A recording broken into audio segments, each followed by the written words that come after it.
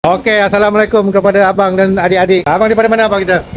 Kami dari Jitra. Jitra, tu dia. Kedah. Datang bercuti. Bercuti. Okey. Kita review sikit. Abang ambil apa ni? Ikan apa? pari bakar. Ikan pari bakar. Di Kedah ikan pari panggil apa? Pagi. Pari juga. Dia tak ada Q. Pariak ke apa tak ada. Okey, macam mana abang boleh datang kat sini ni? Cerita dia. Kami tak guna buih. Okey. Memang nak cari kedai makan. Dah cari kedai makan, betul? Mana asap-asapnya sudah lah. Wah, nampak sasa. Ketika abang nampak tu, abang buka tak kereta? Abang naik kereta? Kalau abang buka, dia dapat bau dengan asap sekali. Package. Dengan package ya. Okey. Selepas ni abang nak pergi mana?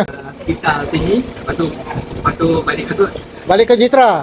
Belum lagi. Belum lagi? Kedul. Lepas Selangor dulu lah. Oh, tu dia berjalan. Nanti saya akan edit video ni. Saya akan letak di TikTok, di Facebook ataupun di YouTube. Nama kedai ni Gerai Seri Menanti, ikan bakar Jalan Bilami. Jadi kenangan ni, abang boleh ambil video tu di sana lah. Kenangan. Okey, nama adik apa dek? Adib. Nama? Ni abah ke ayah ke panggil apa? Abah. Kita cakap dengan abah. Terima kasih belanja makan. Terima kasih abang banyak. Okey, cakap. Terima kasih. Panggil apa? Mak ke apa? Ibu. Terima kasih ibu belanja kami makan. Terima kasih ibu penjaga. Okey, nanti ambil video saya edit ya. Okey, Assalamualaikum abang kita.